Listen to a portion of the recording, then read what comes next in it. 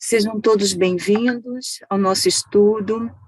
Estamos estudando o livro O Homem Integral, psicografia de Divaldo Pereira Franco, autor espiritual Joana de Ângeles. Estamos no primeiro capítulo, continuando com o tema A Rotina. Rotina é como ferrugem na engrenagem de preciosa maquinaria que a corrói e arrebenta. Disfarçada como segurança, emperra o carro do progresso social e automatiza a mente que cede o campo do raciocínio ao mecanismo cansador. Deprimente, o homem repete a ação de ontem com igual intensidade hoje, trabalha no mesmo labor e recompõe idênticos passos, mantém as mesmas desinteressantes conversações, retorna ao lar ou busca os mesmos repetidos esparecimentos, bar, clube, televisão, jornal, sexo, com frenético receio da solidão até alcançar a aposentadoria. Nesse ínterim, realiza férias programadas, visita lugares que o desagradam, porém reúne-se aos outros grupos igualmente tediosos e, quando chega ao denominado período do gozo-repouso, deixa-se arrastar pela inutilidade agradável, vitimado por problemas cardíacos que resultam das pressões largamente sustentadas ou por neuroses que a monotonia engendra. O homem é um mamífero biosocial, construído para experiências e iniciativas constantes, renovadoras. A sua vida é o resultado de bilhões de anos de transformações celulares sob o comando do espírito, que elaborou equipamentos orgânicos e psíquicos para as respostas evolutivas que a futura perfeição lhe exige. O trabalho constitui-lhe o estímulo de valores que lhe dormem latentes, aguardando despertamento, ampliação, desdobramento. Deixando que esse potencial permaneça inativo por indolência ou rotina, a frustração emocional entorpece os sentimentos do ser, ou levando a violência ao crime, como processo de libertação da masmorra que ele mesmo construiu nela, encarcerando-se. Subitamente, qual correnteza contida que arrebata a barragem, rompe os limites do habitual e dá vazão aos conflitos, aos instintos agressivos, tombando em processos alucinados de desequilíbrios e choque. Obrigado, Iracema. Agora, nós vamos falar um pouco da rotina propriamente dita, né? O estudo passado, a gente discutiu um pouco mais sobre o introdutório, né, da obra, Joana fazendo aquele preâmbulo sobre tecnologia, e a gente acabou entrando aí numa discussão bem gostosa sobre várias temáticas, né? Então, agora a gente vai afunilando para o subtema, que é a rotina. Então, a Joana tem essa frase aí, que ela é logo essa frase inicial que a Iracema leu para nós, é uma frase bem emblemática, bem interessante, né? Ela diz: rotina é como ferrugem na engrenagem de preciosa maquinaria que a corrói e arrebenta, né? Então, ela faz esse traçado da rotina como se fosse uma ferrugem na engrenagem da maquinaria, né? Então, todas as vezes que nós caímos numa rotina, é como se fosse uma ferrugem que vai corroendo o mecanismo, né? A engrenagem dos nossos ideais, a engrenagem do sentido da nossa vida. E a gente começa a entrar num mundo, né, de repetição, né? A gente começa a se repetir e a perder, de alguma forma, o sentido da vida. E essa repetição, ela, para a gente pegar uma proporção aqui mais espiritual, ela muitas vezes é milenar. Logo na frase anterior, Joana diz o seguinte, deixa eu só voltar aqui. Ela diz assim: o homem repete a ação de ontem com igual intensidade hoje. Isso parece aquilo que a gente estava estudando anteriormente, né? No sentido de moral, a gente poderia trazer isso para um sentido mais amplo, né? Claro que a Joana está falando aí, nesse contexto específico, numa situação mais cotidiana, mas eu quero pegar isso para a gente fazer um olhar mais amplo. Então, o homem se repete e a gente está sempre se repetindo, vamos dizer assim, encarnações atrás de encarnações no sentido moral. Por isso que nós não estamos avançando, porque a gente está se repetindo, nós estamos dentro de uma rotina reencarnatória. Olha que legal isso. Vocês já ouviram falar de rotina reencarnatória? É isso. É quando você vem e faz a mesma coisa, volta e faz a mesma coisa. Então a gente está numa rotina de reencarnação e a gente não sai desse processo. Até que aconteça o quê? Até que aconteça um abalo, que Joana vai chamar aí no texto de conflito. Quando é que a gente sai da rotina? Quando a gente tem um conflito. A gente sai dela quando a gente tem um conflito, no sentido de que quando você está anestesiado na rotina e você precisa de um conflito externo para você sair dessa rotina. Só que geralmente esse conflito, quando nós não temos uma educação moral bem significativa, a gente acaba descambando para processos de culpa, de sofrimento, etc. Então, num sentido mais amplo, nós somos espíritos rotineiros, no sentido de nós estarmos o tempo todo voltando e nos repetindo, ou seja, cometendo os mesmos atos, cometendo os mesmos desenganos, os mesmos contratempos, né? Eu me lembro do Raul Teixeira, quando ele faz uma palestra muito bonita chamada Em Busca da Felicidade, ele fala um pouco dessa nossa rotina através dessa busca da felicidade, e ele diz algo mais ou menos assim: nós nos fixamos tanto às coisas do hoje, mas tudo isso nós já vivemos. Então a gente acaba se esquecendo de que tudo isso a gente já viveu. Toda essa coisa do mundo, nós já vivemos. Gente, nós já experienciamos de tudo neste mundo material. Só que o que acontece? Nós outra vez estamos nos repetindo. Nós estamos caindo nas mesmas ciladas do ontem. Nós estamos nos mesmos desenganos do ontem, fazendo as mesmas coisas do ontem. E a Joana cita algumas delas. Por exemplo, o alcoolismo, o sexo sem significado, o que mais? Ela faz algumas citações aí. Deixa eu voltar aqui ao texto para eu poder me situar. Ela diz aqui, ó, visita lugares que o desagradam, porém reúne-se a outros grupos igualmente tediosos. É isso que as pessoas fazem, adoram o grupinho de roda de conversa sobre coisa nenhuma. Joana até tem uma frase no livro Momentos de Saúde, onde ela diz assim: fala-se muito sobre nada e dialoga-se em demasia sobre coisa nenhuma. Então é isso que a gente vive, nossa rotina, há sempre as mesmas conversas, são sempre os mesmos assuntos, são sempre as mesmas pessoas dizendo as mesmas coisas, e a gente vai se esvaziando de um significado. E ela continua dizendo, né, no mesmo labor e recompõe idênticos passos, mantém as mesmas desinteressantes conversações, retoma ao lar ou busca os repetidos espairecimentos, como bar, clube, televisão, jornal, sexo, com frenético receio da solidão até alcançar a aposentadoria.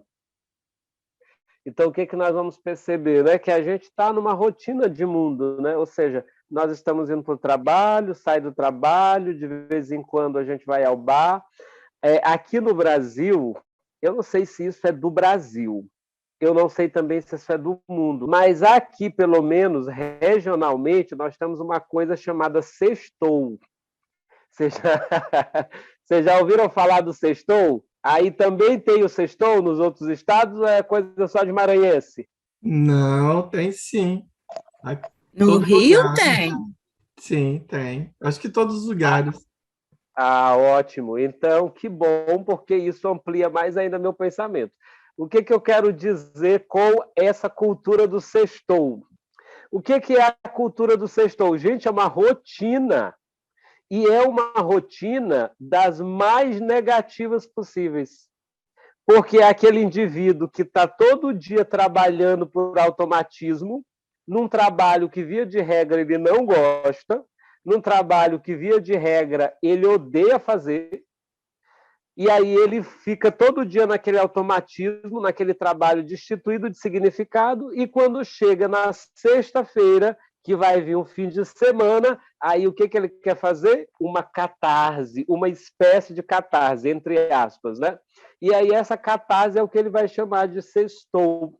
E para onde é que ele vai? Para as fugas, às quais a Joana acabara de se referir. Ele vai para o clube, ele vai para o bar. Essa linguagem aí da Joana é um pouquinho século passado, né? A gente se situa também à época do livro. Ele vai para sexos sem significados, né?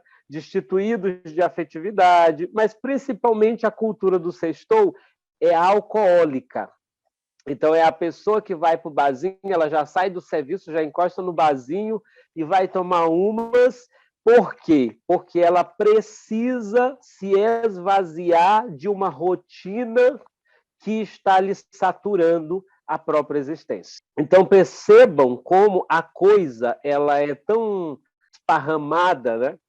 A gente percebe nesses pequenos detalhes o quanto que nós somos escravos da rotina. Porque quando a gente coloca lá no nosso stories ou no status do WhatsApp, sextou, eu até coloquei uma vez, eu disse assim, o sextou também é uma consciência de classe.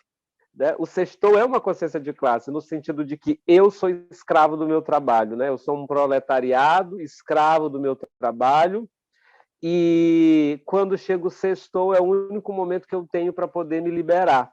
Só que nós fazemos de maneira negativa, porque como nós não temos valores espirituais, como nossa vida não tem sentido existencial, então a única forma que a gente encontra de se liberar da rotina aos finais de semana é as fugas psicológicas. Quando eu deveria aproveitar esse final de semana para eu me abastecer de coisas positivas, para eu ler um bom livro, para eu ir lá na minha reunião no Centro Espírita, onde eu vou assistir uma palestra que me edifica, aonde eu possa sair com os meus familiares, os meus filhos.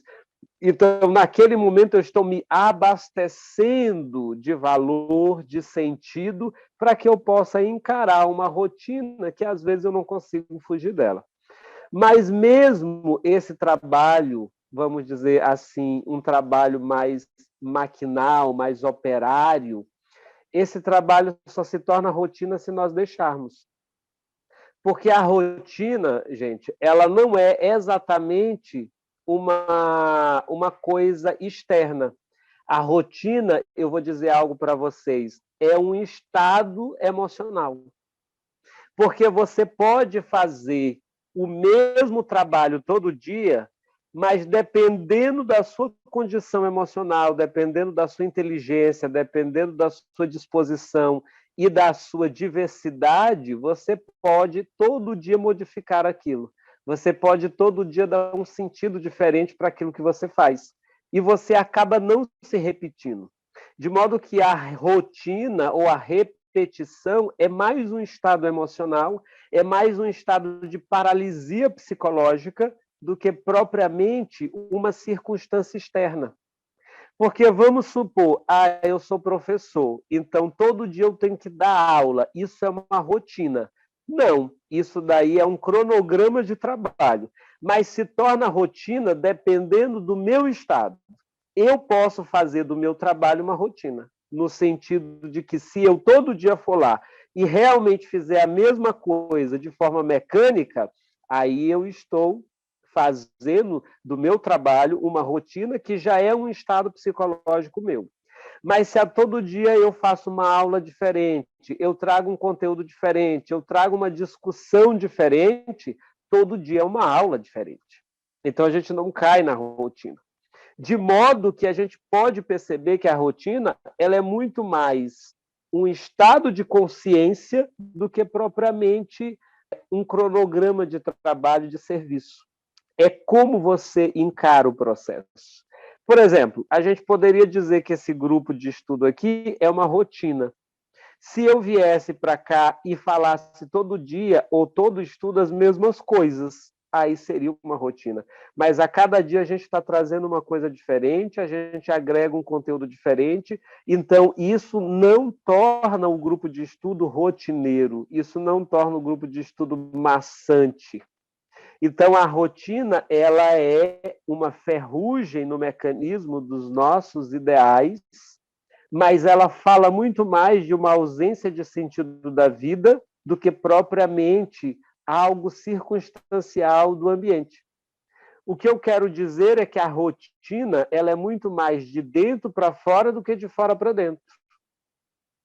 É como você se manifesta no ambiente. Né? Todo dia a gente dorme e acorda, não é isso? Todo dia o sol aparece. E a gente pode parecer, isso é uma rotina. Olha como a natureza não se repete, gente. A natureza, apesar de ser cíclica, mas ela nunca se repete. Nós nunca vamos ver o mesmo pôr do sol 2 vezes. Nós nunca vamos ver o mesmo crepúsculo, que é a mesma coisa que pôr do sol, não é só usando o crepúsculo porque é mais poético. Nós nunca vamos ver o mesmo crepúsculo, a mesma aurora 2 vezes. Porque a natureza não tem rotina. Ela tem ciclos, ela obedece a ciclos importantes para o equilíbrio, mas ela não se repete. Ela é sempre única nos seus ciclos, nas suas etapas. De modo que nós também temos ciclos. Nós temos um ciclo de trabalho, nós temos um ciclo familiar, nós temos até um ciclo de vida. Mas nós podemos a todo dia ser únicos dentro desse ciclo que nós estamos atuando. Todo dia pode ser um dia diferente. E aí nós entramos numa filosofia que já é velha, que é a filosofia do Heráclito, lá do Rio, né, que dizia que nós não tomamos banho no rio 2 vezes, porque o rio já não é mais o mesmo e nem nós. E Joana de Ângeles pega um pouco essa filosofia do Heráclito e ela diz uma frase assim: a vida é um convite incessante à mudança. Olha só, a vida é um convite incessante à mudança. Viver, gente, é modificar-se. A vida é dinamismo. A própria biologia já dá o conceito de vida quando ela fala de metabolismo, dinâmica. A vida é movimento. Tudo aquilo que vibra, tudo aquilo que movimenta é vivo. E quando é que nós estamos paralisados psicologicamente? Quando a gente não se encaixa nesse movimento da vida. Quando a gente vive uma anestesia do próprio sentido da vida, e aí a gente entra nesse estado psicológico chamado rotina. E parece que todo dia a gente está se repetindo. E um dos piores estados da alma é você se sentir repetir-se cotidianamente, porque a sensação é de morte. É a morte psicológica, é a morte emocional. Dentro de uma relação conjugal, quando é que o relacionamento morre? Quando os casais passam a se repetir. Esse é o problema. Mas aí os casais, quando vão fazer terapia de casal, aí eles vão tentar inovar a relação. Eu acho isso uma babaquice, gente, olha só. Aí os casais vão na terapeuta, aí ela diz, olha, é a rotina que está matando com o casamento de vocês. Aí quando o casal chega, eles vão tentar inovar, trazendo adereços para a relação. Olha que bobagem. Porque a renovação não é de objetos, a renovação é afetiva. Então, não é eu trazer alguma coisa externa para a relação que está morta. É eu ressuscitar esse afeto que, de alguma forma, está adormecido. O Divaldo Franco diz uma coisa que eu acho muito bonita. Ele diz assim, os casais não precisam se separar se eles se reconquistarem. E é essa reconquista que está no campo do afeto, da afetividade, que resgata o casamento. Não é você trazer uma coisa de fora. para o seu casamento. Ai, vamos no jantar para a gente fazer uma coisa diferente. Aí o jantar se torna péssimo, né? Porque um tem que olhar para a cara do outro. Aí vamos fazer alguma coisa diferente externamente e não modifica o interno. Porque a renovação ela tem que ser afetiva. Eu tenho que me descobrir novamente apaixonado por aquela pessoa e vice-versa, né? Então, assim a gente consegue construir uma relação. Eu tenho que buscar nessa pessoa elementos novos que me despertem. Tem até um filme que eu acho muito bonito, eu esqueci o nome dele agora, e a minha cabeça é um pouco lesada para lembrar de coisas, mas depois o Aldeni, que sempre faz as edições maravilhosas, coloca a informação para a gente. É um filme que a moça sempre esquece, todo dia ela esquece do noivo, né? E ele tem que estar todo dia reconquistando ela. Eu não sei se vocês já assistiram esse filme, se alguém assistiu e souber do É nome. como se fosse a primeira vez, o nome do filme. Isso, muito bem. Obrigado, Aldemir, porque faz muito tempo que eu assisti. Eu só lembro do contexto, mas é exatamente esse nome.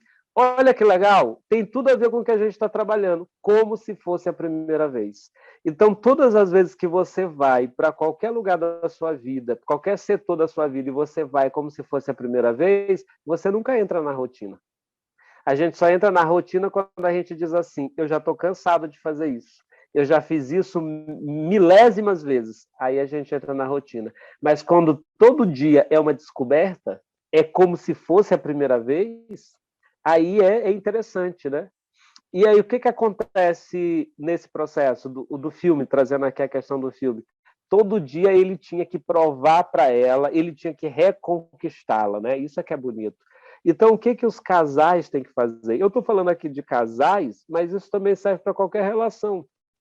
Todo dia a gente tem que se reconquistar. Porque todo dia a gente tem conflitos, a gente se desagrada com uma coisa ou outra, né? E, às vezes, para a gente não cair nesse cotidiano insuportável, nós temos que nos reconquistar. E a reconquista, eu volto a dizer, ela não é agregando coisas externas, ela é uma reconquista afetiva, é o sentimento que tem que ser trabalhado. Então, assim a gente vai começando a se despir dessa ferrugem que é essa rotina, que nada mais é do que um estado emocional, é um estado de consciência. Então, a rotina não é uma coisa externa que você é inserido. A rotina é um estado de consciência que você se permite. E se você está nesse estado de consciência, onde você estiver, quaisquer que forem as circunstâncias, você vai estar repetindo-se, porque a modificação é interna. Então, por exemplo, no centro espírita, às vezes a gente vê isso também, nós que somos espíritas. A gente vê, por exemplo, eu estava até conversando com uma senhora e ela estava dizendo assim, que o marido dela é evangélico, né? Aqui, não querendo falar mal das outras religiões, mas só fazendo um leve comentário. Aí a senhora dizia assim para mim, que o marido falava para ela, por que você vai nesse centro espírita? Eu não sei por que você vive nesse centro espírita e etc. Aí ela chegou e disse assim para ele, olha, eu vou no centro espírita porque lá não é uma rotina, todo dia é um aprendizado novo. Agora, lá na religião que tu tá, eu já fui várias vezes e toda vez é a mesma coisa. Olha só, né? Então, a gente percebe, também trazendo aqui para as religiões, que algumas religiões elas caíram na rotina. E a gente vê claramente isso através dos rituais. Por exemplo, quando você vai numa missa católica, a liturgia, o rito é sempre o mesmo. E esse rito, ele é medieval. Então, ele sobrevive essa rotina ali de cálice, de cortar o pão, aquela coisa toda que o padre faz. Isso é medieval e até hoje sobrevive. E a gente não aguenta mais isso. Na verdade, alguns ainda aguentam, né? Os que estão por lá. Então, na igreja evangélica, a mesma coisa, é um ritual o tempo inteiro. No espiritismo não tem ritos. No espiritismo tem hábitos saudáveis. Uma vez me perguntaram assim: Carlito, o espiritismo diz que não tem ritual, mas fazer prece no início e no final dos trabalhos não é um ritual? Aí eu disse para o amigo, eu disse, olha, não vamos confundir hábitos saudáveis com ritual. Ritual é uma coisa que está muito assessorada a, por exemplo, a uma crença específica e é algo que você faz destituído, muitas vezes, de algum significado. Às vezes até tem para a pessoa que está fazendo, né? Mas é uma coisa que é diferente de hábito. O que é o hábito? Por exemplo, escovar os dentes. Não é uma rotina, é um hábito. É um hábito saudável. Eu não posso considerar como rotina. Tomar banho, qualquer tipo de higiene, é um hábito saudável, você precisa fazer. E a prece, no movimento espírita, ela não é um rito, ela é um hábito saudável, é um hábito que visa a nossa higienização mental, a nossa higienização do próprio ambiente, a fim de que nós possamos começar os trabalhos, né? A gente precisa desse campo harmonizado que a oração e a prece fazem. Então, é mais um hábito salutar do que propriamente uma rotina. E se tornaria rotina se a gente, por exemplo, pegasse a mesma prece e fizesse todo o tempo. Como, por exemplo, a gente vai fazer do catolicismo, a gente vê muitas pessoas que vão fazer o terço, aquele terço todo o tempo. Isso é um rito rotineiro. Mas no espiritismo, não. Aqui um faz a prece, o outro faz, e cada um faz da sua maneira, com a sua própria emotividade. Então, a gente sai da rotina. Por quê? Porque a cada prece, a cada palavra, você tem um sentido diferente, você tem um significado diferente. Então, o que caracteriza a rotina? É quando você repete algo destituído de um significado. É algo automático, por automatismo. E quando tudo aquilo que você faz, mesmo que seja um hábito, mesmo que seja cotidiano, mas você todo dia dá um significado diferente, então, com certeza, você não está no processo da rotina. Agora, eu abro espaço para quem gostaria de fazer algum comentário. Fique à vontade. Carlito, a Clécia tinha pedido a palavra, ela desistiu? Você desistiu, Clécia? Não, assim, o Carlito já foi extraordinário na fala, quando ele fala da questão da rotina, né? E quando ele fala do sextou, que quando você foge disso, né, que é sair dessa rotina, você não é bem visto às vezes, porque você faz diferente, né, dessa rotina, desse sair quando esse sextou não tem essa importância que é dada, esse rito que é dado, né, essa coisa de fazer todo o tempo a mesma coisa, como ele falou e fez a comparação com as religiões, né, que a gente não vê você, por exemplo, eu falando do catolicismo, que foi onde eu fui criada, a gente não vê muito, se não estou falando mal, mas a gente não vê sentido se a gente não observar as orações, se a gente só decorar as orações e repetir, porque ela não vai fazer o sentido que de fato é para ser feito, ser rezado com o coração, ser observado, mas isso não é ensinado.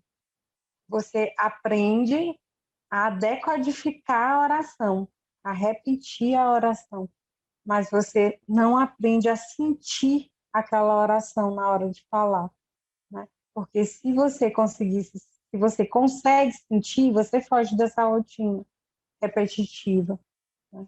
E é feita assim também na oração, na vida da gente, né? É preciso dar um sentido para que não se torne essa repetição diária. É isso. Ouvindo, né, a explicação sobre a rotina e acompanhando a leitura, é tão interessante quando a gente pensa sobre a reflexão da rotina negativa, né? Quando você tem tanto medo do novo, quando o novo te causa estranheza, porque o novo não tem rotina, né? Você ainda não vivenciou. E quando a psicologia pede, né, para a gente poder enfrentar o novo, você está insatisfeito com alguma coisa, busca outra, né?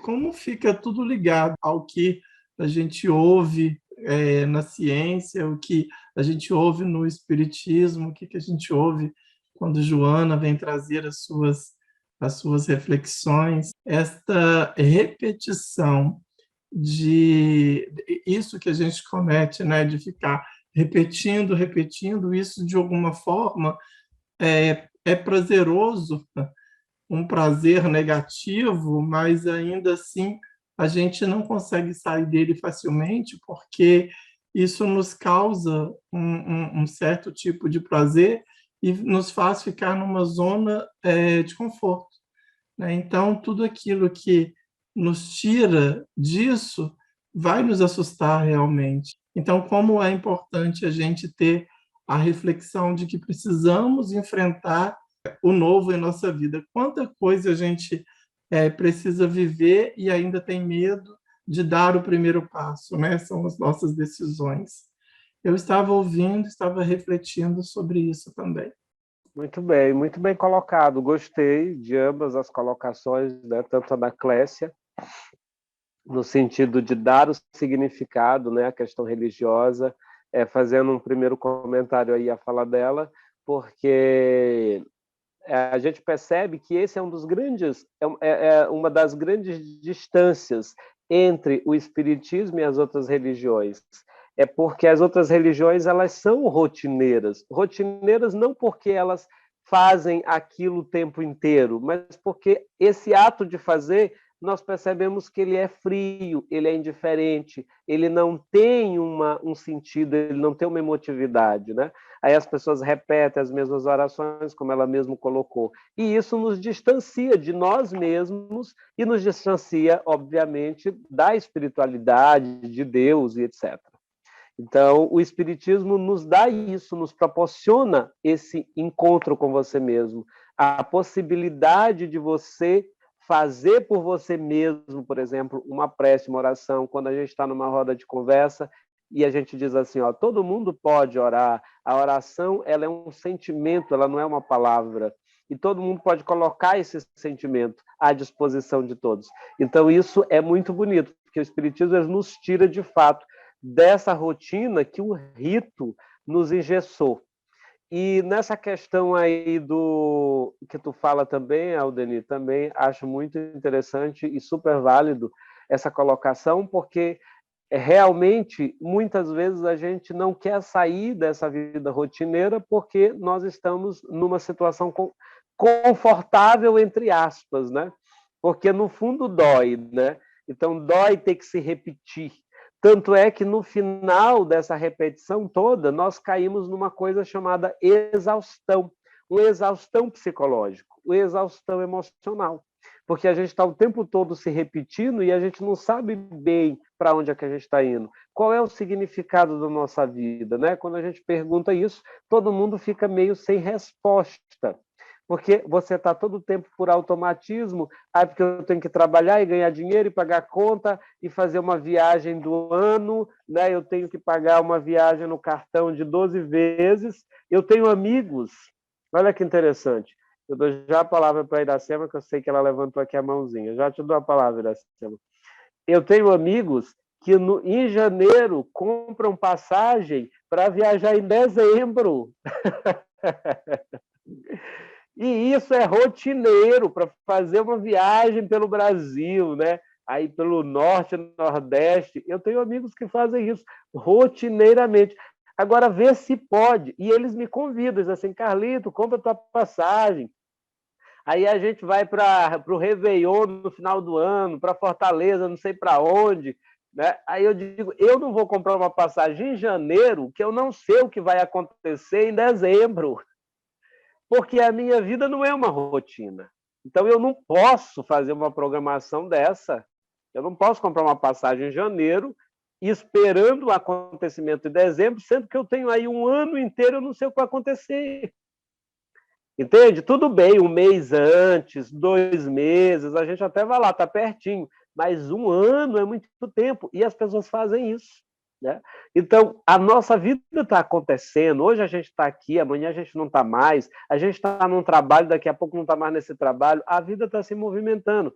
Mas quando você acompanha esse movimento, né, é que você tem essa lógica, esse discernimento. Porque se você não acompanha, você acredita que você vai ficar assim mesmo. E não vai acontecer nada que vai te interceptar nesse processo. Então, a nossa vida é assim. E sair dessa zona de conforto, ela causa, muitas vezes, uma dor. Por exemplo, a própria morte.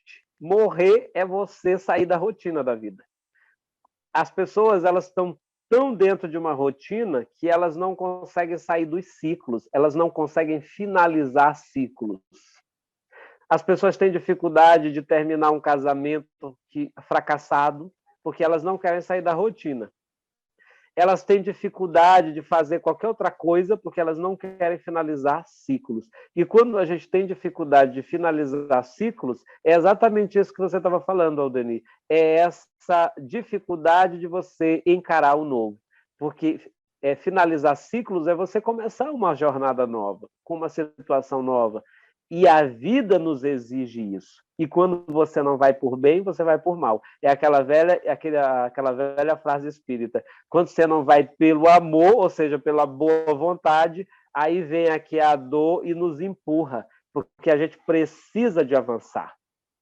E aí é que entra os conflitos, entra as dores, entra os sofrimentos e todo aquele processo que a gente poderia muito bem ter evitado ou amenizado. Mas aí eu passo a palavra para a Iracema, que eu gostaria de falar. Mas, Carlito, assim, eu nunca encarei como rotina, assim, a vida, né, assim, o dia a dia. Por exemplo, com os meus filhos, eu fazia uma programação, até para eles terem um horário, mas não como rotina, porque eu tinha que ensinar de alguma forma a estabelecer horários de estudo, da aula de natação, da aula de inglês. Não era rotina, como você até esclareceu ainda há pouco, né? O teu trabalho, você precisa trabalhar, né? Que é o seu sustento. A mesma coisa o colégio, a mesma coisa os cursos, a mesma coisa o meu trabalho, o trabalho do pai, a casa.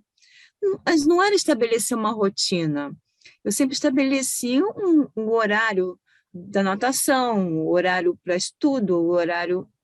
Estabeleci horários, uma programação, né? E nessa programação, a programação também de ir para o clube para brincar, que era muito importante. E antes mesmo desse sextou, né? Toda sexta-feira,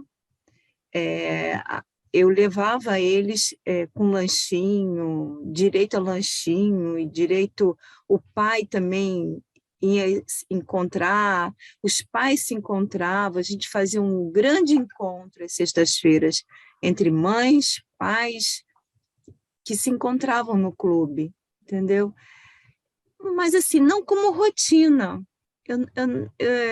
eu não colocava isso como rotina, mas aquele negócio era toda segunda-feira era aquilo, terça-feira era aquilo, na quarta, na quinta e na sexta. Mas não como rotina, você entendeu?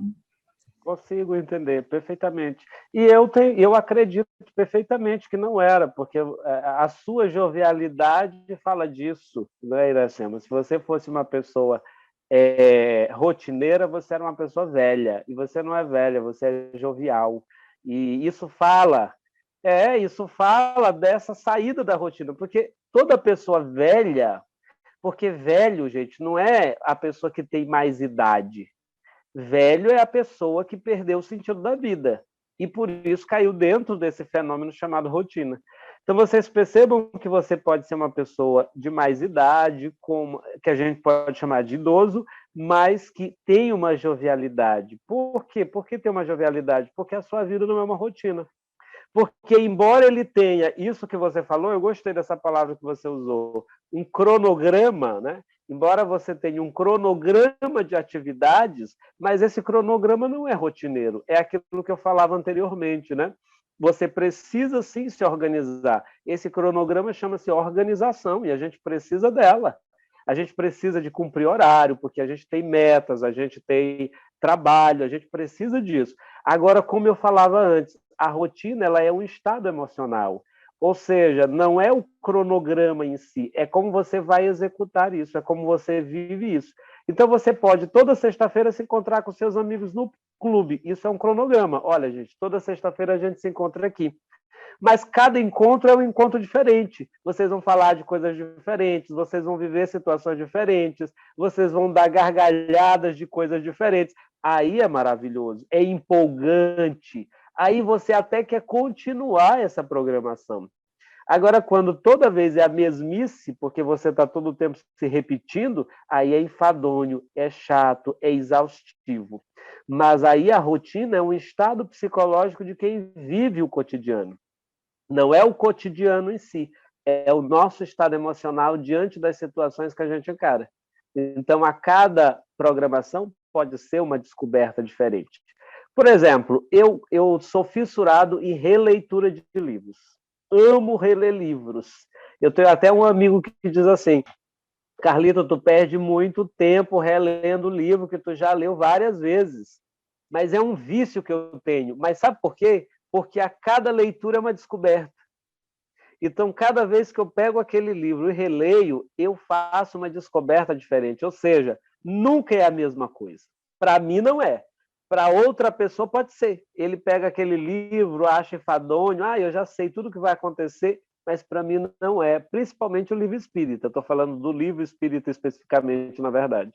Porque os outros, às vezes, até são rotineiros mesmo. Mas o livro espírita é sempre uma descoberta. É sempre algo novo que você vê, que você capta. Então, é nesse sentido que a gente entende o ato da rotina ou não. É como você encara a situação, entende? É como você vive o seu cronograma. Então, eu gostei dessa palavra que você utilizou e eu acredito perfeitamente nisso que você fala. E, Carlito, falando rapidinho na questão da releitura de livros, é interessante que reler, principalmente quando a gente vai amadurecendo mais, a releitura vai trazendo outras observações, né? A gente vai percebendo outras coisas que a gente não tinha maturidade suficiente para perceber nessa questão da releitura, né? Eu também gosto, e falando e observando a fala da Iracema, essa questão do cronograma é necessário porque nós vivemos em sociedade, no meio social é necessário esse cronograma, mas isso não quer dizer que esse cronograma se torne uma rotina, que você faça tudo todo o tempo do mesmo jeito. E como disseste, um encontro, até o nosso encontro aqui, acaba sendo diferente, a forma como é feita, a forma como a leitura faz com que a gente, às vezes, saia um pouco, né, do que foi feito, por exemplo, na terça-feira passada. Então, a gente tem um cronograma, que é fazer a reunião e a leitura e a discussão, mas sempre são discussões diferentes. Então, assim, a gente tem um cronograma, mas nós não temos uma rotina. E quando tu começaste a falar, eu me lembrei, eu trabalho em Alcântara, e todo ano tem a Festa do Divino, antes da pandemia, e agora parece que vai ter outra vez. E, assim, é uma rotina. Tudo que acontece na festa, né, toda a simbologia e o rito da Festa do Divino, ela é a mesma. Acontece tudo do mesmo jeito. O que muda, um ano é o imperador, outro ano é a imperatriz, e os modelos das roupas, as simbologias, mas o rito é o mesmo, né? Então tudo acontece da mesma forma. Não há uma mudança do processo, é tudo do mesmo jeito, né? E aí, assim, quem vai e olha uma vez, quando volta, vai ver a mesma coisa, com a diferença que um ano é homens e no outro são mulheres, mas é tudo da mesma forma. Então, a gente percebe bem aí, quando começaste a falar, essa relação e essa questão do comparar o que é de fato uma rotina e o que é o que não é, né? É isso. Obrigada. A Márcia levantou a mão para poder pedir atenção e o Léo também. É que eu lembrei de uma vez ter escutado numa palestra da Maíse Braga, uma palestrante lá de Brasília, ela dizendo assim, e que casou muito bem com isso que a gente está estudando, que quando ela começou no espiritismo, ela foi numa casa espírita, começou a frequentar, e uma amiga, algumas pessoas começaram a frequentar na mesma época. E de lá para cá, essa amiga dela continua numa mesma rotina de tal dia ir na casa espírita, ouvir um pouquinho de algumas palavras iluminadas, toma um passe, a água fluidificada vai para casa. Enquanto que ela seguiu uma estrada diferente. Aquilo para ela não fazia sentido, ela sair de uma religião para ir para outra, fazer a mesma coisa de ir, ouve um pouquinho, vai para casa e pronto. Ela sentiu necessidade demais com todos aqueles conteúdos que ela estava angariando, né? Ela começou a estudar, participar de grupo de estudo, virou palestrante, etc, etc, etc. Ou seja, essa rotina do que a gente está falando, a gente tem que ter cuidado para a gente não colocar isso dentro do nosso estudo iluminativo nas casas espíritas. Porque se a gente for só para a casa espírita, escuta um pouquinho uma palestra, fala assim, ai, que coisa linda, me tocou e tal, vai para casa e pronto, caiu na rotina de ouvir algo lindo e não fazer nada com aquilo, ir para casa e pronto. Não é, Carlito? Não dá para fazer uma associação nesse sentido? Perfeitamente. Eu até gostei bastante da história, porque eu adoro falar desses contextos que são próprios nossos, né, do espiritismo. Eu sempre estou trazendo para a gente, porque essa é a finalidade, né, da gente se autodescobrir, se conhecer. Então, ter esse cuidado também da gente não cair nessa rotina doutrinária, né, colocar isso entre aspas, uma espécie de rotina dentro da sua própria religião, porque é você não dar o devido significado, é você ir por ir. Sabe quando as pessoas dizem assim, a pessoa está apenas trazendo o corpo, mas o pensamento não está aqui. Então é uma coisa rotineira. Eu só vou lá porque eu tenho que tomar um passe e voltar. E essa questão do passe, isso é tão forte ainda, eu não sei aí nos outros centros espíritas, mas aqui é muito forte isso no sentido das pessoas. É como se fosse, eu só vou lá, tomei o passe, pronto, vim embora. Né? E não estão preocupados em estudar, em ler o livro, ou seja, em sair daquela situação de pedintes, porque muitos vão ao centro espírita nessa situação. Eu quero benefício. Assim como na igreja, eu quero a sessão de descarrego, eu quero um milagre na minha vida, eu quero melhorar de vida, eu quero comprar um apartamento, um duplex, um triplex, porque as pessoas, geralmente, elas ambicionam isso, né? E acaba caindo dentro de uma rotina porque perdeu o real significado, né? Então, às vezes, dentro do nosso movimento espírita, às vezes a gente pode estar nessa rotina de eu vou lá todo sábado, no dia específico, assisto a palestra, fiz o meu compromisso com Deus e agora venho embora. Aí é muito cômodo, né? E no espiritismo a gente sabe que não é assim que funciona. O compromisso é conosco mesmo, é com a nossa iluminação, como você bem colocou. Então, se a gente fica nessa rotina, a gente não avança. Eu vou aqui fazer mais um parênteses, estendendo essa fala tua, Márcia. Uma vez veio um amigo palestrante, né, no centro espírita a qual eu trabalho. E eu nasci nesse centro espírita e até hoje trabalho nele. E esse amigo, ele já frequentava esse centro espírita desde quando eu era criança, e etc. E eu cresci, e ele também se desenvolveu, né, que ele já era adulto, mas ficou mais velho e tal. E aí, quando ele terminou a palestra, isso já faz algum tempo, quando ele terminou a palestra, ele pediu uma avaliação nossa, né? Ele perguntou o que nós achamos, né, daquela situação, da palestra dele, uma avaliação no sentido dele melhorar, foi mais ou menos assim.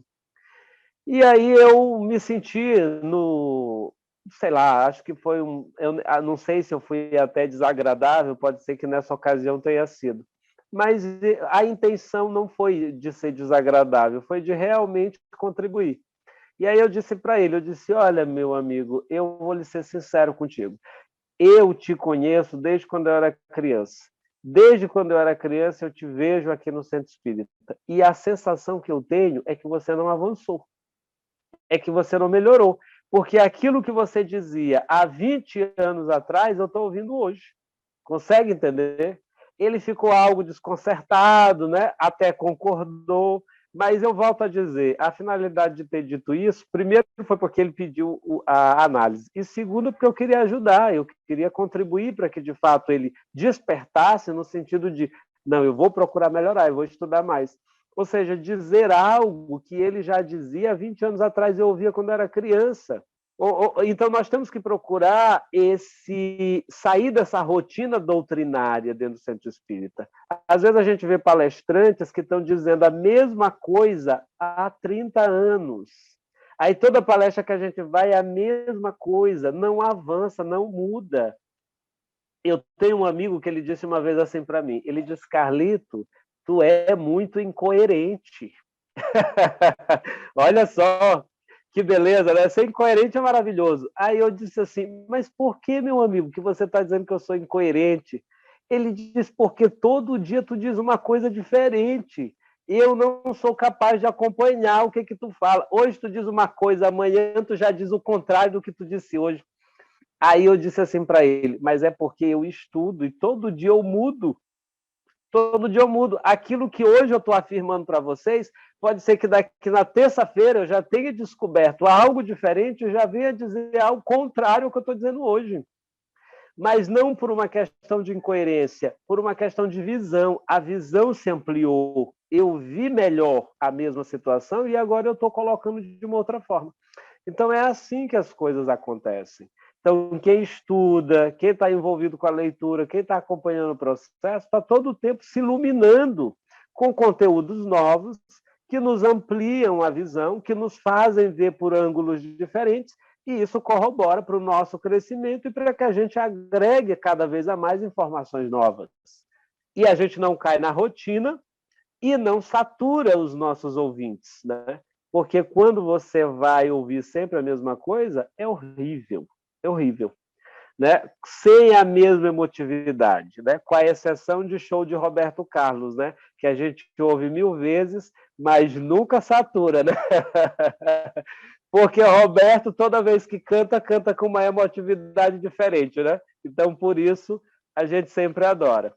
Mas eu passo a palavra aí para o Léo, que gostaria de falar também. É interessante que eu gostaria de comentar algo que a Iracema trouxe, né? Ela está falando sobre a rotina de casa, mas como com essa confusão de entendimento se é ou não rotina, né? E o que me veio à mente é um pouco do que vocês trouxeram depois também. Ali há um objetivo, né? É um objetivo salutar, né? É a disciplina dos filhos, é o aprendizado, é um progredir, né? Os filhos estão progredindo no estudo, indo à aula de judô, né, tendo uma atividade, isso tudo faz com que eles estejam crescendo em caráter, né, em aprendizes, né, eles estão progredindo. Então, não pode ser chamado como rotina, né, porque há uma progressão, há um evoluir. A rotina, eu acho que o que mais caracteriza a rotina é justamente quando você não vê mais objetivo. Você já se enfada daquele repetir, e às vezes você segue repetindo, mas sem saber o objetivo daquilo, sem estar claro muito porquê, sem questionar.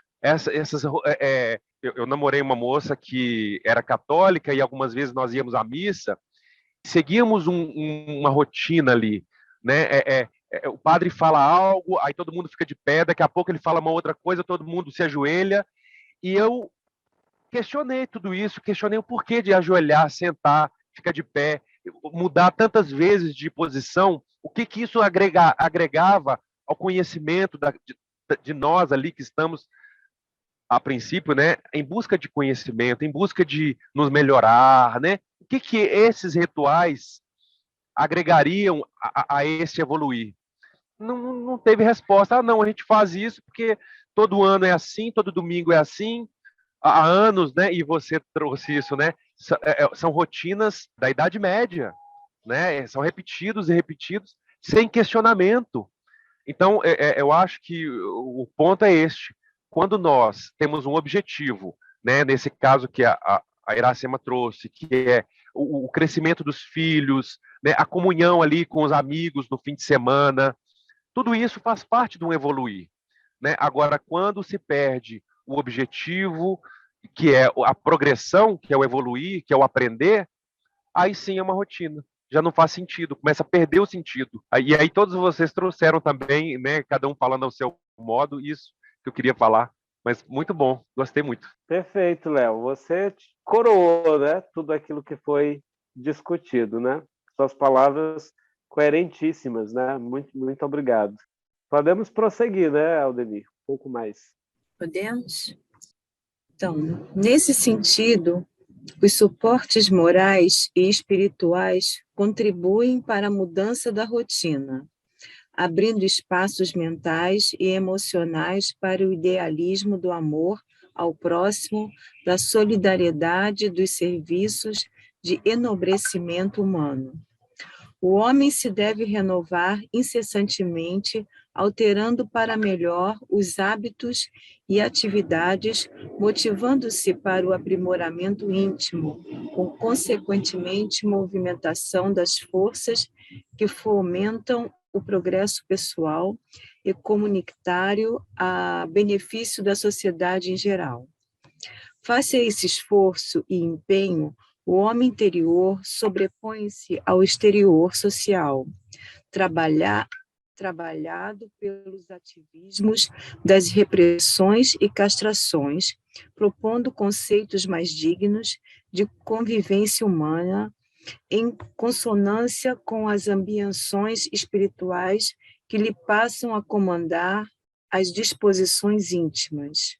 O excesso de tecnologia, que aparentemente resolveria os problemas humanos, engendrou novos dramas e conflitos comportamentais na rotina degradante que necessitam ser reexaminadas para posterior correção. O individualismo, que deu ênfase ao enganoso conceito do homem de ferro e da mulher boneca, objeto de luxo e de inutilidade, cedeu lugar ao coletivismo consumista, sem identidade, em que os valores obedecem a novos padrões de crítica e de aceitação para os triunfos imediatos, sob os altos preços de destruição do indivíduo como pessoa racional e livre.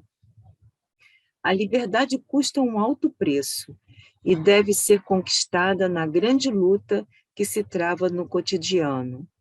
Liberdade de ser e atuar, de ter respeitados os seus valores e opções de discernir e aplicar, considerando naturalmente os códigos éticos e sociais, sem a submissão acomodada a indiferente aos padrões de conveniência dos grupos dominantes.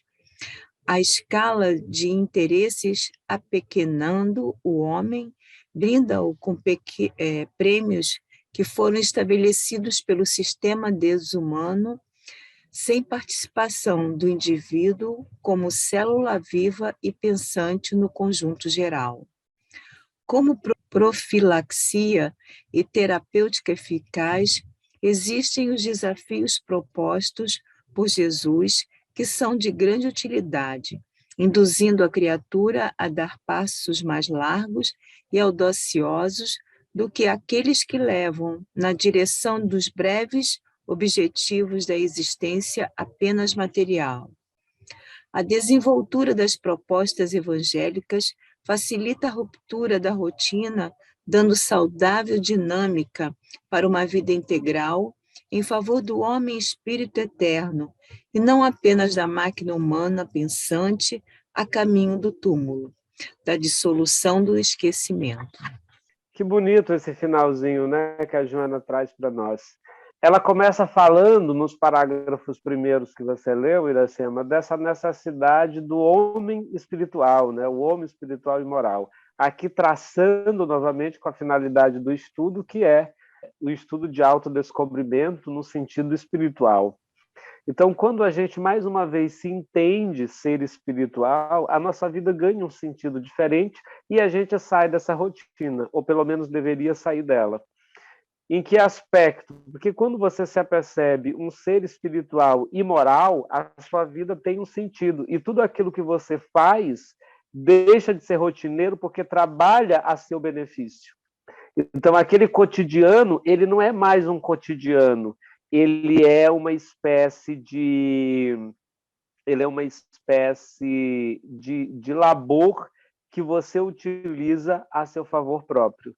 Ou seja, aquela situação de trabalho, ela não é mais só uma situação de trabalho, ela é uma situação em que eu tenho que me experimentar enquanto pessoa, é uma situação em que eu tenho que trabalhar relações interpessoais, são situações em que eu tenho que trabalhar também a caridade, a indulgência, o perdão. Então, quando eu agrego todos esses valores nas situações em que eu me encontro, então tudo ganha um sentido.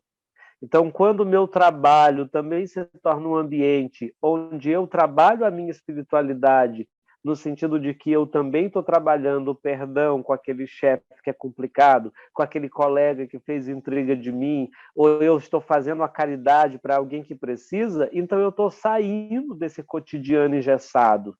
Quando dentro do meu casamento eu entendo que o nosso casamento é um casamento, vamos dizer, provacional, porque a gente conhece na literatura espírita que tem, e eu tenho compromissos com aquela pessoa, ou aquela pessoa foi uma pessoa da minha vida passada em qual eu maltratei, agora eu tenho que cuidar, tenho que ajudar. Então isso vai agregando em mim paciência, indulgência, perdão, carinho, até desenvolver o amor. Então, aquele cotidiano de relação, ele deixa de perder, ele deixa de viver sem significado e ganha um sentido existencial, um sentido espiritual, e, por conseguinte, a gente sai da rotina. Quando eu entendo que aquele grupo de estudo do Centro Espírita é um grupo de estudo que eu preciso, que agrega ao meu conhecimento, que eu preciso daqueles conhecimentos enquanto espírito imortal que sou, aquele grupo de estudo deixa de ser uma rotina e ganha um valor mais amplo. Então, quando a Joana fala de que a gente deve resgatar essa nossa herança espiritual e moral, de modo no sentido de profilaxia mesmo, para nós sairmos dessa rotina, é basicamente nesse sentido. Então, quando tudo isso a gente agrega um valor que tem uma dimensão maior do que esse mundinho acanhado que a gente vive, aí a gente rompe com a rotina com muita facilidade. E aí a gente se encontra, se descobre e a nossa vida ganha um sabor diferente. Então, as minhas considerações seriam essas. Se alguém quiser dizer mais alguma coisa ou trazer algum outro elemento, fica à vontade. Assim, é uma frase que me chamou a atenção nesse texto, aqui no final do texto, é aquela que diz: a liberdade custa um alto preço e deve ser conquistada na grande luta que se trava no cotidiano, em função, né, dos padrões estabelecidos desde quando a gente nasceu. Você tem que ser assim, fazer assim, vestir assim, pensar assim, e entrar na rotina pré-estabelecida dos outros, né? Então, uma liberdade pode não ser algo que te prenda ali no físico, mas o teu mental, o teu emocional está todo preso nos padrões pré-estabelecidos, e a gente tem que saber se conhecer para saber em que estrada, por qual estrada caminhar, né? Isso, perfeito. Adorei a observação, Márcia, desse tipo de rotina que você traz, né? Dos próprios padrões sociais, né? Porque a nossa sociedade, ela tem padrões, né? Por exemplo, esses padrões que a gente conhece hoje, né? Coisas de menino, coisas de menina, né? Aí menino tem que gostar de azul, menina tem que gostar de rosa, né? Mais ou menos isso, sendo que isso está acima dessas questões, né? As cores são cores, né? Você tem que gostar dela independente, você tem que ser isso, você tem que ser aquilo, e a gente realmente acaba entrando dentro desses que são, não são bem padrões, são mais estereótipos, né? Porque o padrão até que é um modelo de convivência social, né? Só que agregado aos padrões, a gente também tem esses estereótipos que vão determinando mais ou menos a nossa vida. E a gente quebrar isso é uma forma de você sair dessa rotina pré-estabelecida, como você mesmo colocou perfeitamente bem. Então, a gente já entra no mundo dentro de uma rotina estabelecida dos outros, né? E até que ponto isso é bom, isso é positivo para nós, né? Então, há necessidade da gente fazer essas cisões também. Como diz Joana, quebra as algemas e ensaia a sua libertação, né? Então, nós carecemos de fazer esse movimento também, enquanto espíritos maduros que somos, né?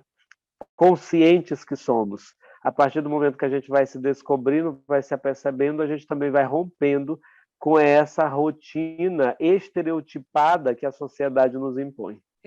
Na hora que eu li o texto, que ela aborda o excesso de tecnologia que aparentemente resolveria os problemas humanos, né?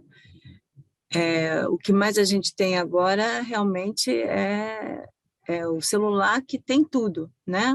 A gente não consegue mais viver sem o celular. E na hora, eu me lembrei, antes da pandemia, eu e meu marido, a gente saiu para jantar fora.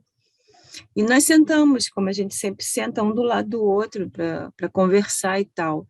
E nisso chegou um casal, e ela estava grávida. E normalmente você chama atenção uma mulher grávida, né? Que é bonito, é uma coisa diferente.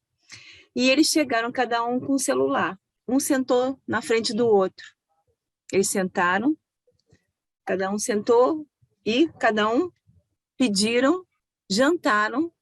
E eu e meu marido, a gente ficou tomando conta deles, né? E conversando, e assim, Ronaldo, eles não estão falando, eles só falam com um garçom, sabe? E lá, tiraram foto do prato, mas eles não falaram um momento um com o outro, em nenhum momento. Só na hora de pagar é que ele pediu para ela, acho que o cartão, ele pagou, levantaram e foram embora. Quer dizer, em vez de unir a tecnologia, né, eu não sei, eu acho que distanciou, né? Talvez até, porque o meu filho até comentou uma vez comigo que ele vai na casa de um amigo dele, quer dizer, hoje em dia a mãe dele já não mora mais, ele não mora mais com a mãe, mas a mãe, ele ia para lá, eles tinham uma banda na época, a mãe chamava pelo celular para ir almoçar. Ela não ia no quarto dele para dizer assim, vem almoçar. Ela mandava um torpedo, sei lá, um zap para ele ir almoçar. Eu sempre fui de entrar no quarto e vem almoçar, entendeu? Não quero nem saber. Eu não sei se eu estou errada ou estou certa, mas eu faço isso, né? Bom, hoje em dia ninguém mais mora comigo, mas comigo não tem esse negócio de recadinho, não. Hoje em dia é porque ninguém mais mora comigo, né? Mas essa é a minha observação. Adorei as observações de vocês, né? E isso demonstra que vocês estão bem atentas aí ao texto. E eu gostei dessa didática, de se ler o texto e vocês apontaram o que vocês acharam interessante. Porque geralmente eu vou dissecando todo o texto, né? Mas como eu estou sem livro, Então, eu estou com essa dificuldade de ficar pontuando parágrafo por parágrafo. Mas adorei as observações que vocês trouxeram, e eu vou só voltar aqui a essa frase que você colocou, Iracema. Coloca lá para mim novamente, Aldeni, por favor, né, da tecnologia.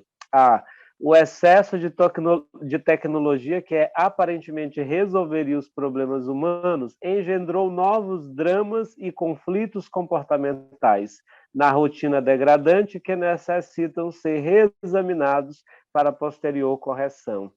Então, a gente tinha aquele sonho, né, de que a tecnologia iria nos salvar, né? A gente achava isso, né? Tanto é que no século XIX, a grande salvação era a razão, né? Nos séculos passados era a fé que iria nos salvar. Aí a fé não nos salvou, a fé cega, né? Aquela fé do crer pelo crer. Aí veio o iluminismo e disse, não, agora é a razão que vai nos salvar.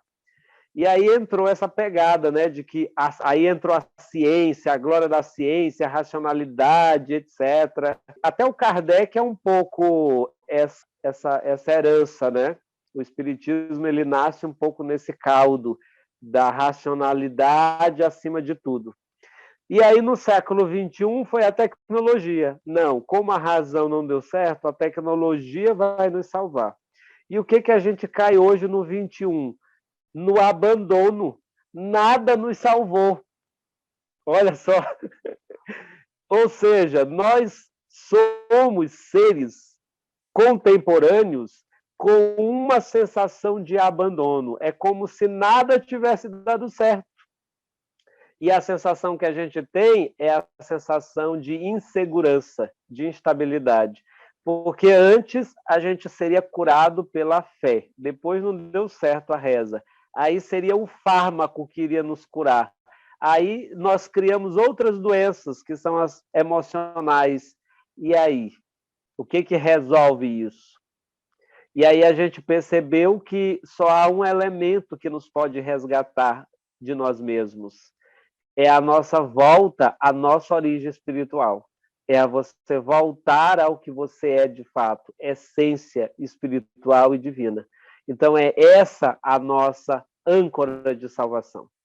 Então, quando você fala da tecnologia, que ela nos distanciou, eu vou mais fundo. Eu acho que a tecnologia apenas revelou a nossa incapacidade de construir laços. Então, não é uma coisa exatamente da tecnologia, é uma incapacidade de você construir laços. Então, esses casais, esse casal específico que você cita, são duas pessoas que não conseguiram construir laços. E, por isso, eles fogem na tecnologia.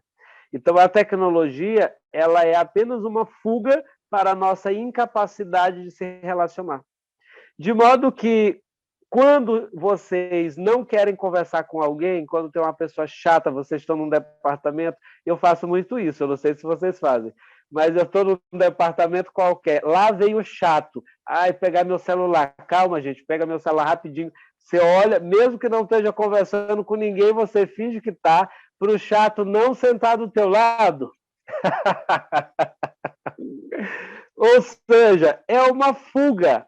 E em alguns aspectos ela nos salva, não, Iracema? Em alguns aspectos ela é positiva, nesse exemplo que eu coloquei.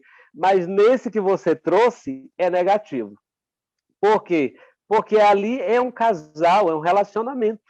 Então, eles têm que construir a afetividade no sentido de saber se relacionar. Então, como nós somos um casal, a gente vai morar junto, ou já mora junto, nós vamos ter um filho e a gente não tem conteúdo um com o outro. O que isso revela? Não é a tecnologia que promoveu, mas ela nos revelou e ela te revelou a incapacidade de construir laços duradouros, né?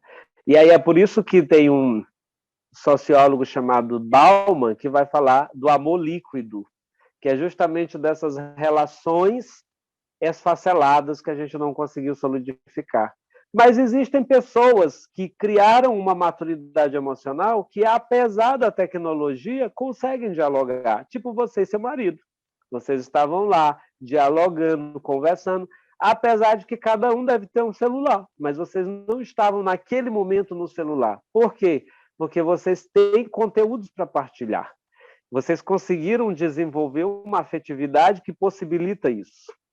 Então, o que a gente percebe na nossa sociedade contemporânea e tecnológica é que nós não construímos ou não soubemos construir esses valores. E por isso a gente foge para a tecnologia.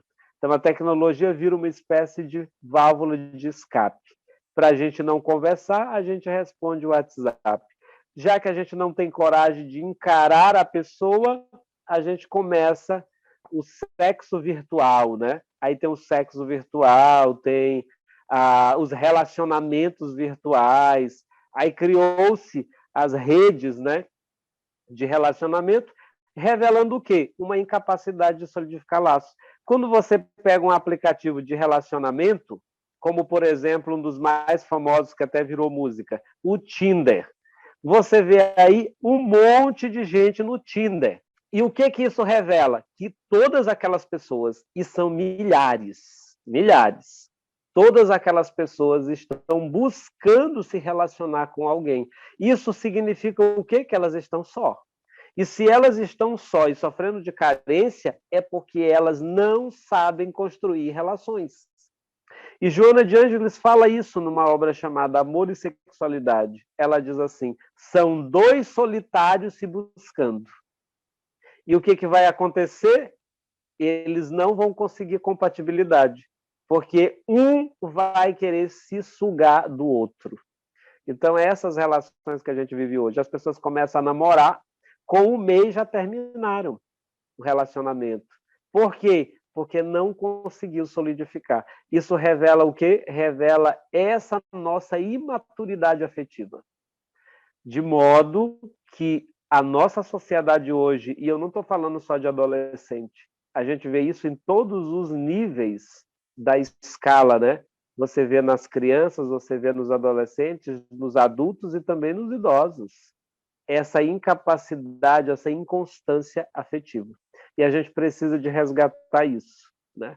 A gente precisa, e por isso que a Joana fala que a tecnologia deveria nos salvar nesse sentido, porque ela deveria nos aproximar, mas ela nos distanciou. Então, olha, por exemplo, no nosso caso aqui, a tecnologia nos aproxima afetivamente. Mas nesses outros casos, já a palavra, nesses outros casos, como esse específico que você cita, ela distancia. Então, isso revela o quê? A maturidade de cada um. Isso fala do nosso contemporâneo, isso fala da nossa crise de valores. Boa noite a todos. Que é o seguinte, antes da gente chegar mais acima, falava sobre o materialismo, como que as pessoas estão dando muito valor aos bens materiais. E depois do excesso de tecnologia, vem falando do individualismo, né? E vem falando do Homem de Ferro, da Mulher Boneca, e aí vai falando de várias coisas, onde a gente vai perdendo os valores da gente, e ao mesmo tempo, a gente tem a oportunidade de corrigir, né? Tanto que tem a frase aqui de baixo que eu gostei, assim, me chamou muita atenção, que é: a liberdade custa um alto preço e deve ser conquistada na grande luta que se trava no cotidiano. Liberdade de ser e atuar, de ser respeitados os seus valores e opções, de discernir e aplicar, considerando naturalmente os códigos éticos e sociais. As pessoas hoje estão dando muito valor aos bens materiais e esquecendo de ser mais humano, de ter mais amor ao próximo, de se autoconhecer mais e dar oportunidade de conhecer a outra pessoa, porque a tecnologia está no momento do auge. A gente não sabe como que vai ficar mais para frente se as pessoas não se derem essa chance de se autocorrigir, de se buscar, de se encontrar dentro de si próprio, né?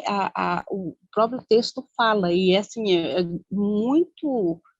tem muito valor esse texto, assim, para mim, no meu ponto de vista.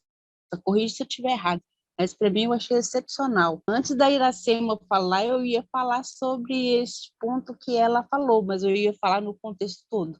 Lá em cima fala dos bens materiais, né? E aqui embaixo vem do excesso de tecnologia, aí vem o individualismo, e essas duas últimas frases, né, que a última não terminou, que para mim, assim, muito, muito grandiosa, de um valor, de um conteúdo muito bom. A gente tem que prestar atenção nos pontos e para a gente mudar a nós mesmos. Me perdoe se eu estiver errada, porque eu estou longe dos estudos, né? Mas como o Carlito gosta de ler, eu também gosto de ler e reler, eu também gosto de ler e reler, apesar de que eu estou um pouquinho parada no tempo. Mas é isso que eu queria falar. Agradeço que vocês me derem a oportunidade.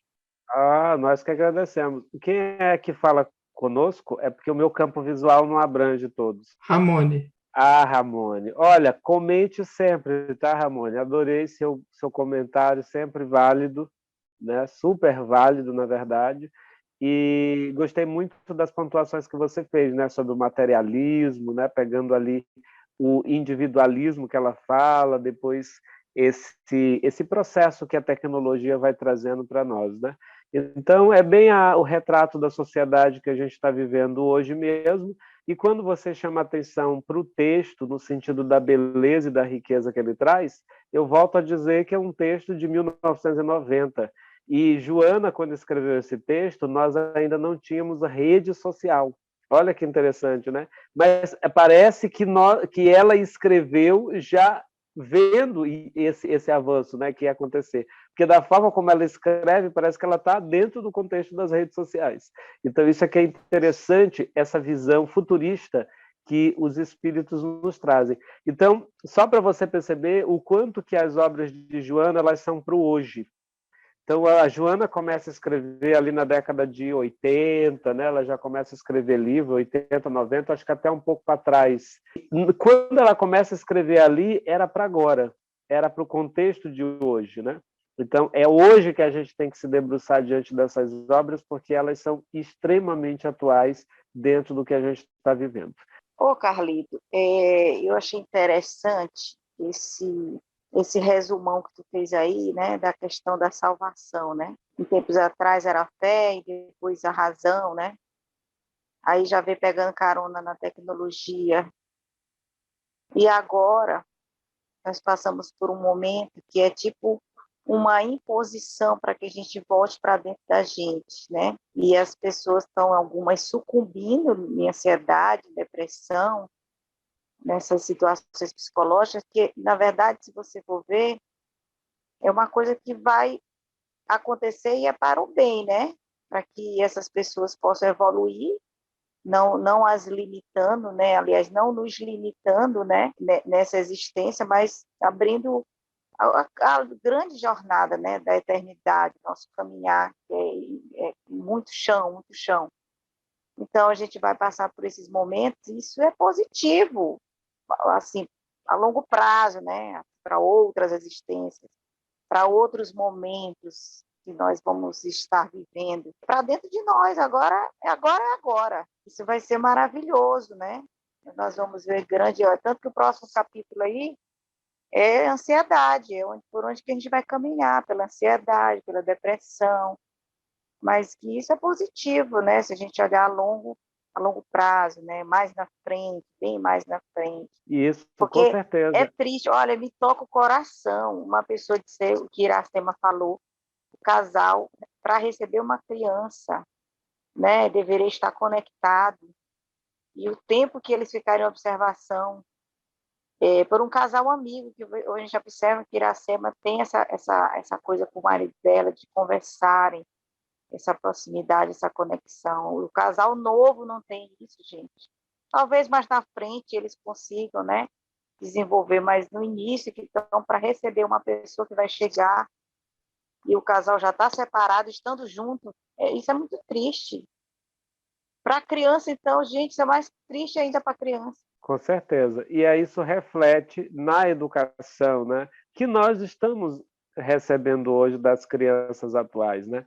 Então, nós e isso que a Iracema trouxe, esse casal, é um exemplo da sociedade que a gente está vivenciando hoje, né? E que já tem muita criança aí vindo dessas famílias dispersas, né? Onde, por exemplo, com a tecnologia, uma coisa simples, gente, olha só, uma coisa simples da questão da tecnologia, mas que bagunçou com a família.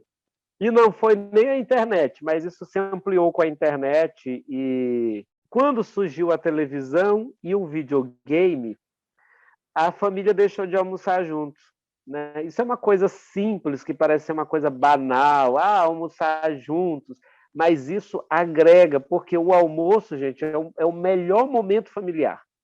O almoço é uma espécie de eucaristia familiar.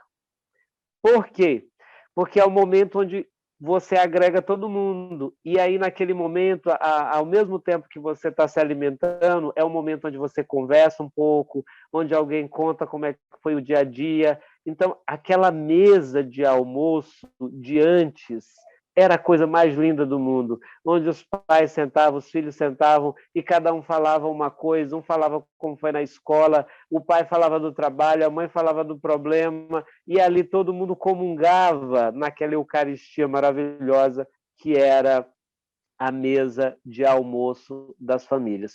Quando surgiu a televisão, um começou a comer assistindo o filme no seu quarto, outro na sala, depois o videogame, e agora com a internet é que dispersou. Entende? Aí depois veio as questões de trabalho, né? Cada um trabalha num horário diferente, não se encontra mais. Entende? Quando um sai, o outro está dormindo, quando chega, entende? O outro já está dormindo de novo. Então há essa confusão que, claro, a questão tecnológica, ela modificou isso, nós já falamos isso em estudos anteriores, mas nós não soubemos nos readaptar, nos reorganizar nesse novo modelo. E a gente fraturou isso da família. Então, aquele momento em que a gente poderia construir os laços, a gente se dispersou. E hoje, quando o pai quer conversar com o filho, não tem assunto. Quando a esposa quer conversar com o marido, não tem assunto, porque não se conhecem. Então, eu sempre falo, e em palestras eu já falei vez ou outra, que o que de mais íntimo pode haver entre duas pessoas é a comunhão sexual. Mas eu vejo muitas pessoas que se relacionam sexualmente e não se conhecem. Dormem e acordam todo dia juntas e são estranhas umas às outras. Porque não conversam, porque não trocam experiências, porque um não sabe do conflito do outro. E isso, de fato, como a Flávia enuncia, é uma das maiores cisões que a gente está vivendo na nossa sociedade e reflete os tormentos psicológicos, emocionais, orgânicos, que todos nós estamos vivenciando na atualidade. Não que não os tivéssemos em épocas passadas, mas parece que agora nós os temos em abundância. Carlita, eu tenho uma pergunta para poder fazer, é a seguinte. Eu achei tão interessante a Joana falar da expressão homem de ferro. Ela fala que o individualismo deu ênfase ao enganoso conceito de homem de ferro.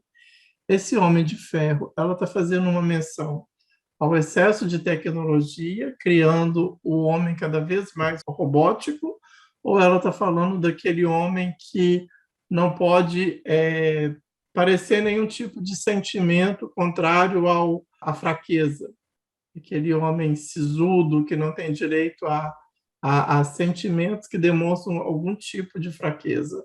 Eu acredito que essas duas coisas se agregam ao Homem de Ferro, né? Esses dois conceitos, né? É difícil fazer uma avaliação do pensamento da mentora, né? Mas eu acredito que se conjuga nesse sentido aí, esse Homem de Ferro. Mas principalmente no primeiro caso que você colocou, né? Nesse sentido da coisa mais robótica, mais mecanizada, né? Porque vamos entender o contexto, né, que a Joana está falando, o contexto da tecnologia. Então, quando ela traz esse Homem de Ferro, é nesse sentido, né, de uma sociedade mais mecânica, mais robótica, e que esse Homem de Ferro ele está acima de tudo, no sentido de que a tecnologia que iria nos salvar, então esse Homem de Ferro, ele está acima de tudo, ele resolve tudo, é como se fosse aquele Magneto do X-Men, né? Não sei se vocês conhecem o X-Men, não tem lá o Magneto que tem uma capa de ferro e tal, então é como se ele controlasse tudo e ele fosse o senhor de tudo, até mesmo de vida e morte. Né? E aí, nesse período de tecnologia, a qual Joana fala, aí da questão do Homem de Ferro, surge também a questão da criogenia, né? A questão de você querer ressuscitar pessoas, cadáveres. Né? Então, tudo isso a tecnologia achou que ela ia conseguir. E nesse contexto, naquele período, né? E aí o que nós percebemos? Que a tecnologia conseguiu muita coisa, mas ela não conseguiu algo imprescindível. Ela não conseguiu nos manter vivos. Vivos que eu falo biologicamente. A morte continua nos sondando. E por mais que nós tenhamos tecnologia, nós nunca vamos paralisar esse processo. E aí, como nós não vamos paralisar o processo da morte, a gente não vai encontrar o elixir da juventude, como a tecnologia se propunha, aí o que acontece? Gera a crise, porque a gente sabe que vai chegar o momento do fim, está chegando a finitude. E aí, o que eu fiz? O que eu estou fazendo? O que eu vou fazer na minha vida? Então, essa é a nossa maior crise de sentido, é porque a gente sabe que vai acabar um dia. Né? Então, a tecnologia nos deu muita coisa, mas ela não paralisou o mecanismo biológico normal do desagregar das nossas células até o fatalismo normal da morte. Então, o Homem de Ferro, ele achava que ele estava acima de tudo, inclusive ele podia controlar a vida e a morte. E a gente sabe hoje que esse controle, ao contrário, nos fragilizou mais ainda.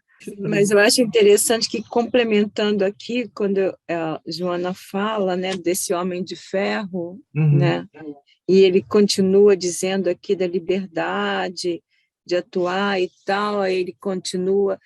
Eu acho que aqui fala também dos novos padrões, né, que afloraram muito mais agora, né, onde a liberdade do homem ser uma mulher e da mulher ser um homem, né?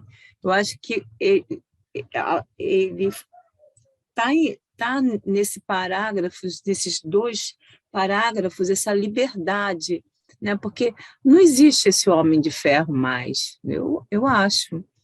Não existe mais essa boneca de luxo, né? Quando Joana de Anjos bota aqui, né, esses padrões aqui, ó, liberdade de ser e atuar, de respeitar os valores e opções, discernir e aplicar considerando naturalmente os códigos éticos sociais. Aí ela fala submissão acomodada, indiferente aos padrões de conveniências aos grupos dominantes. Não existe mais grupos dominantes, né?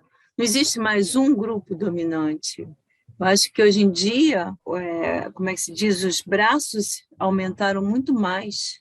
São vários grupos agora, não é verdade? Interessante o que você fala, né? Mas por que você fala que não existe mais esse padrão? E esse bonequinho de luxo que ela fala que esse Homem de Ferro não existe mais, na verdade, hoje em dia. Não existe mais. Hoje em dia, tem muita mulher de ferro que é dona, né? Ela é a mulher da casa, é o que traz o dinheiro para casa, é o que trabalha, é o que põe o dinheiro, é responsável, às vezes, por pai, mãe, filhos, às vezes por sobrinhos. Ela não é mais a boneca de luxo. Então, Posso fazer uma observação? Por favor, pode. Assim, eu concordo com você, Iracema, mas chamando a atenção aqui nesse sentido, no conceito da forma que eu entendo, que eu entendi assim, que dentro do que você explicou para a gente, eu entendi o que você está querendo explicar para a gente, o que você falou, o que você entendeu, e eu vou passar um outro ângulo que eu vivencio quase todos os dias, que é a vaidade aflorada, tanto do homem e principalmente das mulheres. Quando falo homem de ferro, quando o Carlito falou que se encaixa dentro dos dois parâmetros que o Aldenir falou, eu acho perfeito. E quando fala da mulher boneca, eu entendo a mulher vaidosa que quer se renovar, quer fazer uma plástica aqui, mudar uma coisa aqui, mudar outra coisa. Eu não sou contra ninguém. Quem tiver vontade de fazer, fique à vontade. Eu estou satisfeita do jeito que eu estou, 10 quilos a menos, sem precisar de fazer nada. Eu vejo a mulher vaidosa demais, sabe? A mulher boneca mesmo, tipo a Barbie. Quer ser uma Barbie e não quer saber de fazer as coisas. Tem muita mulher valente.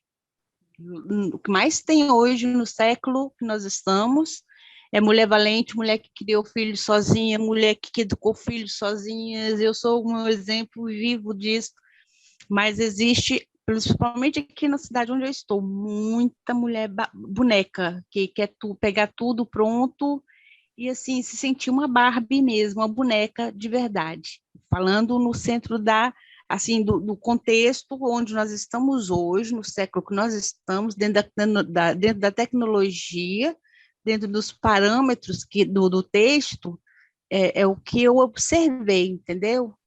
Tem muito homem boneca também. Também, tem. Nossa, o que mais tem aqui no Rio de Janeiro é homem boneca. Mas não é só aí não, é em todo lugar. Só para a gente poder incluir o Carlito, para ele poder se situar, sim. Sintetiza o que você falou para a gente, para ele poder se situar também, por favor. Você, Iracema. Sim, Iracema. Sim, por favor. Porque você já está respondendo o que a Iracema falou, né, Ramon? Está falando, Carlito, eu li aqui o texto, deixa eu trazer de volta aqui, do homem de ferro, da mulher boneca, que não existe mais dois padrões só, de homem de ferro e mulher boneca. Não existe mais, eu acho que não existe mais. Hoje em dia existe um leque muito grande do homem, mulher, da mulher, homem, e aí tem uma grande leque sobre isso, né? Então, a gente hoje, como a Joana diz aqui, ela vem dizendo a liberdade de se atuar, de ter respeito dos valores e opções, discernir e aplicar considerando. Ela vem dizendo em submissão, acomodada, indiferente aos padrões de conveniência de grupos dominantes. Quer dizer, grupos dominantes, hoje em dia não existe um grupo dominante, existem grupos dominantes, né? Ela já está dizendo ali no texto, né? Não existe mais o homem dominante. Antigamente era o homem dominante. Hoje em dia, ela já diz aqui no texto os padrões de conveniência dos grupos dominantes. Existem vários grupos dominantes hoje em dia, né? A gente hoje está entregue a várias. Nossa, existe um braço imenso, né? Aí a Ramona estava dizendo, porque a gente sabe que tem muita mulher que é chefe de família, que sustenta pai e mãe, né? E é tudo. Como também tem um homem, que às vezes é pai solteiro, né? Eu conheço, meu marido tem um grande amigo dele que é pai solteiro. Então, a gente tem de todas as formas, famílias de todas as formas. Então, hoje em dia, existem vários grupos dominantes, então. Não é um grupo dominante, nem dois grupos dominantes, vários. Então, eu acho que Joana já disse ali, entre linhas, que existe esse tipo de coisa. Então, acho que a Ramona disse que lá onde ela mora, existe as mulheres que ainda são, ela entende como boneca, a mulher que gosta de se enfeitar e tal, mas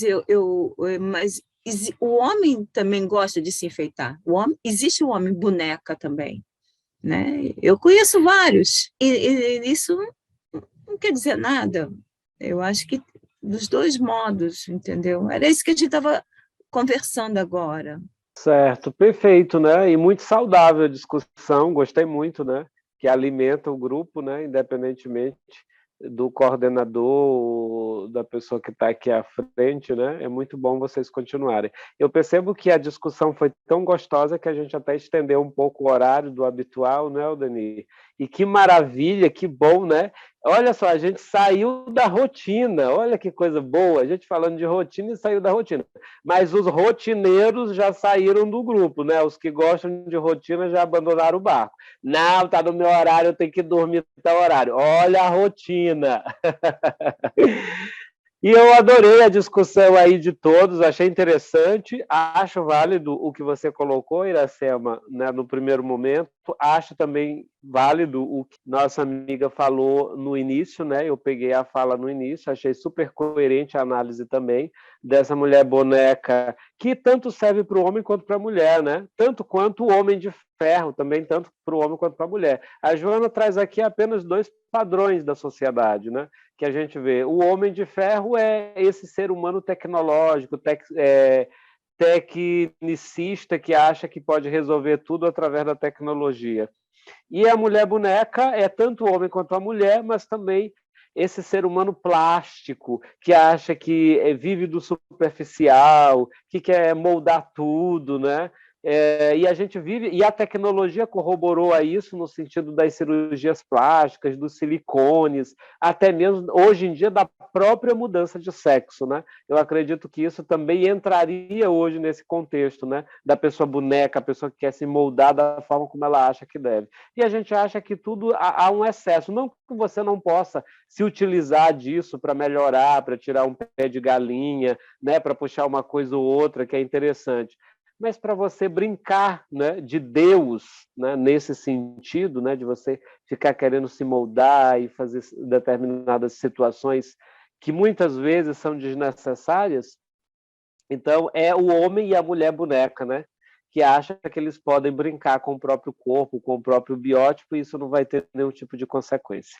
Então, eu concordo também quando você diz que há uma diversidade muito grande, a gente vive uma diversidade muito grande hoje, né, de família e de contextos, até de homem e mulher, né?